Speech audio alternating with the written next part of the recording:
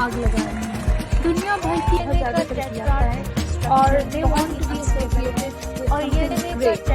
بہت سے ریلیجیز اور پالیٹکس بھی کہتے ہیں کہ مارنے کی اجازت ہے لیکن وہ لائف بہت سے ریلیجیز اور پالیٹکس. تو اگر یہ شکوہ ہم مضبوط نہیں کرتا تو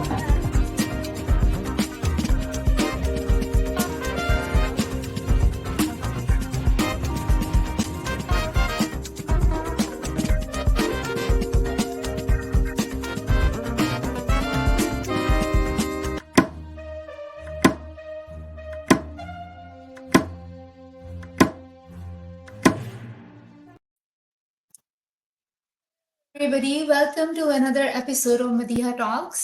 آج کی ہماری ایپیسوڈ ہے, ہماری بہت ہی اسپیشل گیسٹ ہیں امرتا گھوش دتا, اور ان کی ہم from dogma to rationality journey سنیں گے, ان کا سفر سنیں گے کہ یہ کیسے اس نتیجے پر پہنچی.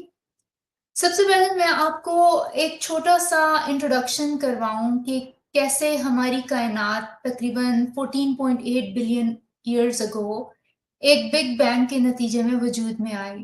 ابھی تک سائنسدان اس چیز کی کھوج لگانے میں مشغول ہیں کہ بگ بینگ کیسے ہوا, کون سے عوامل کی وجہ سے ہوا. ہمارے پاس تمام سوالوں کے جواب موجود نہیں ہیں, لیکن سائنس جس تیزی سے آگے جا رہی ہے شاید ہم اگلے 20, 25 یا 50 سالوں تک اس نقطے تک بھی پہنچ جائیں کہ اس کائنات کا آغاز کیسے ہوا. لیکن 14.8 بلین ایئرز اگو جو بگ بینگ ہوا, اس کے نتیجے میں آہستہ آہستہ کائنات کے مختلف سیارے وجود میں آئے. ہماری دنیا جس پہ ہم بستے ہیں تقریباً 4.5 بلین ایئرز اولڈ ہے. یعنی کہ آہستہ آہستہ جب مادہ سیٹل ہوا اور کائنات میں جب جو گرمی تھی وہ کم ہوئی تو آہستہ آہستہ مختلف سیارے وجود میں آئے, جس میں سے ہماری دنیا بھی ایک تھی. ہماری دنیا میں زندگی کا آغاز تقریباً 800 ملین سال پہلے ہوا, اور ایوولوشن کے نتیجے میں جو زندگی کا آغاز ہے ایک خلیے سے ہوا, اور پھر آہستہ آہستہ وہ خلیہ مختلف قسم کے جانداروں, پودوں اور لیونگ تھنگس میں ایوالو ہوا.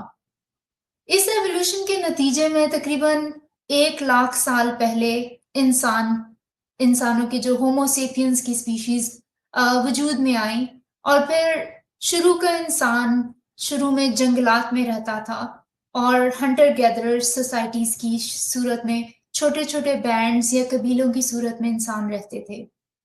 جب انسان کے اندر کانشیس آیا, یعنی کہ اس نے سوچنا اور سمجھنا شروع کیا, تو آہستہ آہستہ انسان کے ذہن میں یہ سوالات آئے کہ آخر ہم کہاں سے وجود میں آئے ہیں, ہم کیسے وجود میں آئے ہیں, اور اس کائنات کو کس نے بنایا ہے. ظاہر ہے یہ بہت ہی بڑے بڑے سوالات تھے اور ہر انسان کے پاس اس کا جواب نہیں تھا, اور اس کے علاوہ انسانوں کو مختلف قسم کے نامساعد حالات کا, یعنی کہ ڈیفیکلٹ سرکمسٹانسز کا سامنا تھا, جس میں سخت موسم, غذا کی کمی, مختلف قسم کے خونی درندوں کا سامنا جنگلات میں انسانوں کو کرنا پڑتا تھا. ان سب سے بچاؤ کے لیے ہر انسان نے ایک غیر مرئی یعنی کہ ایک آسمانی قوت کا سوچا کہ کوئی ایسی آسمانی قوت ضرور موجود ہے جس نے ہمیں بنایا ہے, یا جس سے اگر ہم آگے گڑ گڑائیں یا اس سے دعائیں مانگیں تو وہ شاید ہمارے مسائل کو حل کر دے. شروع میں انسان مختلف قسم کی قدرتی عوامل کو انسانوں نے پوجنا شروع کیا, جیسے کہ سورج انہیں گرمی پہنچاتا تھا تو لوگوں نے سن گاڈ کا تصور وجود میں آیا. اس کے علاوہ لوگ سمندری طوفان, جو مچھیرے تھے سمندر میں شکار کے لیے جاتے تھے اور سمندری طوفانوں کا سامنا کرنا پڑتا تھا, تو انہوں نے سمندر کو پوجا کرنا شروع کی. اور اگر ہم دیکھیں کہ پریویس جو گریک گاڈز تھے وہ سی گاڈ یعنی کہ پوسائیڈن, زوس یا اس طرح کے مختلف قدرتی جو عوامل ہیں ان کی لوگ پوجا کرتے تھے اور ان کو اپنا خدا مانتے تھے.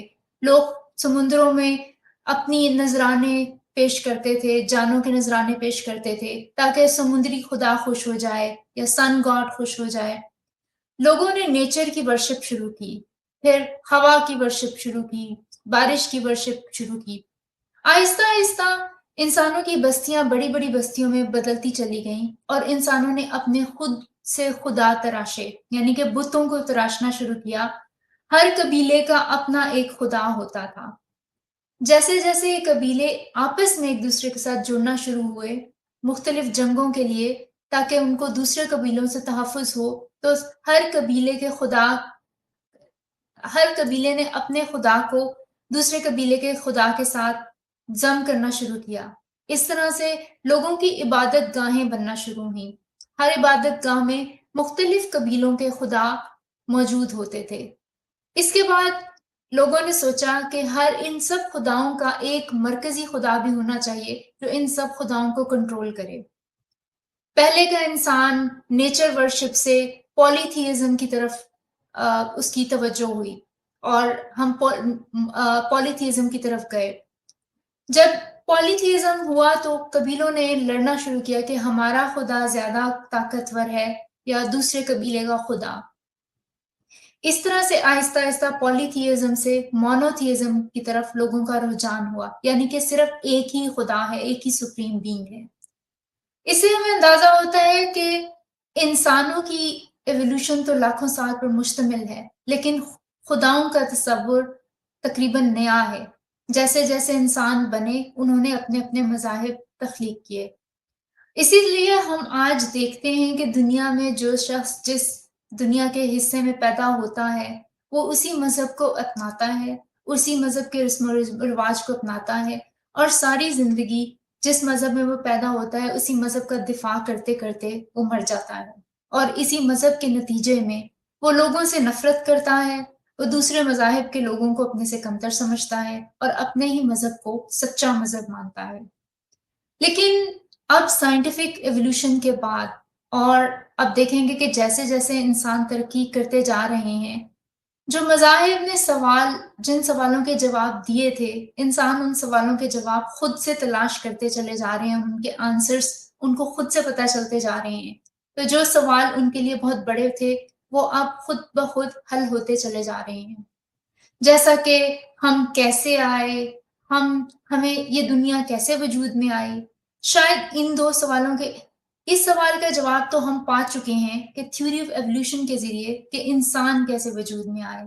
لیکن ایک جو بڑا سوال ہے وہ ابھی بھی موجود ہے کہ آخر یہ پوری کائنات کیسے وجود میں آئے، اور امید کی جاتی ہے کہ ہم بہت جلدی اس کا کھوج لگائیں گے. مذہب انسانوں کو کمفرٹ دیتا ہے، ان تمام سوالوں کا ایک سمپلیفائڈ آنسر دیتا ہے کہ ہر چیز خدا نے بنا دی. جب آپ اس سوال کے جواب پر مطمئن ہو جائیں تو آپ کے اندر کیوریوسٹی ختم ہو جاتی ہے. آپ کہتے ہیں کہ زلزلہ کیسے آیا؟ زلزلہ خدا کا عذاب ہے، خدا ناراض ہے اس لیے زلزلہ آ گیا. لیکن سائنس ہمیں اس بات کا جواب دیتی ہے کہ زلزلہ زمین میں ٹیکٹونک پلیٹس کی موومنٹ سے آتا ہے. اسی طرح بارش کیسے آئی؟ خدا نے بھیجی. لیکن سائنس ہمیں بتاتی ہے کہ بارش کن عوامل کے نتیجے میں وجود میں آتی ہے. اسی طرح خشک سالی، قحط، ہر سوال کا جواب سائنس ہمیں دیتی ہے. اور جو سائنٹیفک مائنڈڈ لوگ ہیں وہ مذہب کو چھوڑتے چلے جاتے ہیں. اسی لیے اسی سلسلے کی کڑی میں نے کافی سارے انٹرویوز کیے ہیں جس میں لوگ جو ریشنل تھنکرز ہیں وہ جب دیکھتے ہیں کہ مذہب ہمیں تھوڑی سی کمفرٹ تو دیتا ہے، لیکن یہ کمفرٹ ان لوگوں